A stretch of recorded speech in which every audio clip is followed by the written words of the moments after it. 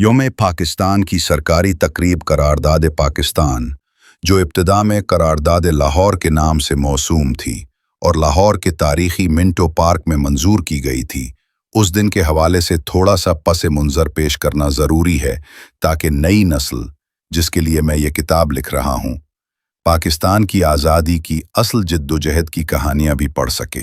قرارداد لاہور 23 مارچ 1940 کو منظوری سے صرف 4 دن قبل لاہور کے اندرون شہر کشمیری بازار میں ایک نہایت خون چکا واقعہ پیش آیا۔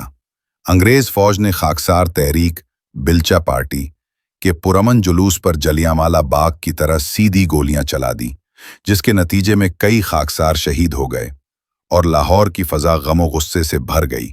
چند رہنماؤں نے قائد اعظم محمد علی جناح کو مشورہ دیا کہ 23 مارچ 1940 کا جلسہ لاہور کی اس کشیدہ صورتحال کے باعث مؤخر کر دیا جائے، لیکن قائد اعظم نے دو ٹوک انداز میں فرمایا کہ یہ جلسہ بھی انگریزوں سے آزادی حاصل کرنے کے لیے منعقد کیا جا رہا ہے، لہٰذا یہ ضرور ہوگا۔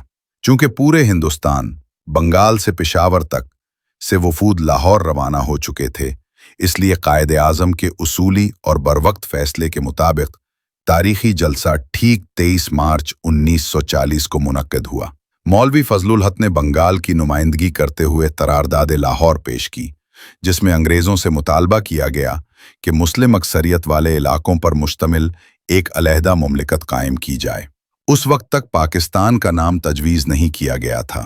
1906 میں نواب سلیم اللہ نے اپنے رفقا کے ساتھ جس مسلم لیگ کی بنیاد رکھی تھی، ٹھیک 34 سال بعد اسی جماعت نے مختلف مراحل سے گزر کر قائد اعظم محمد علی جناح کی ولولہ انگیز قیادت میں یہ قرارداد منظور کروائی۔ یہی قرارداد بعد میں مسلمانان ہند کی آزادی کا سنگ میل ثابت ہوئی، اور صرف 7 سال بعد یعنی 14 اگست 1947 کو قائد اعظم کی قیادت میں دنیا کے نقشے پر ایک نیا ملک پاکستان وجود میں آیا، جسے جغرافیائی اور تاریخی لحاظ سے اس صدی کا ایک سیاسی معجزہ کہا جا سکتا ہے۔ یہ تاریخی قرارداد لاہور بعد میں قرارداد پاکستان کے نام سے مشہور ہوئی۔ 23 مارچ 1940 کے اس تاریخ ساز دن کی یاد میں پاکستان سمیت دنیا بھر میں جہاں پاکستانی آباد ہیں، وہ ایک زندہ قوم ہونے کا ثبوت دیتے ہیں۔ یوم پاکستان اور یوم آزادی 14 اگست دونوں کو جوش و جذبے سے مناتے ہیں۔ افسوس کہ پاکستان کی آزادی کے بعد ہجرت کے دوران دی گئی لاکھوں قربانیوں کی حرمت کو سیاستدانوں اور مارشل لاء لگانے والے جرنیلوں نے بے وقت کر دیا۔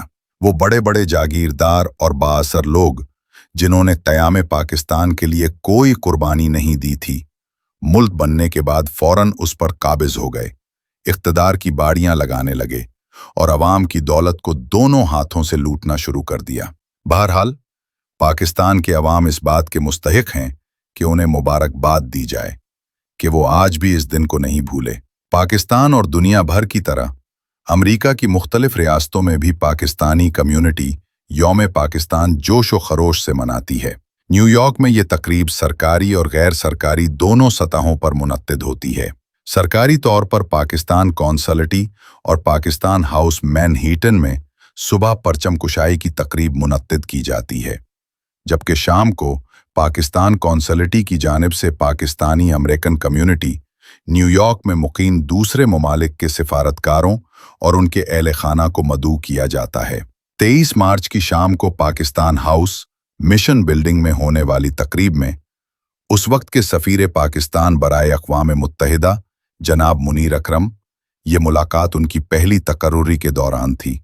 کونسل جنرل مسٹر محمد ہارون شوکت، وائس کونسل سید فواد اور پاکستان مشن کے پریس کونسلر مسٹر منصور سہیل مہمانوں کا استقبال کر رہے تھے۔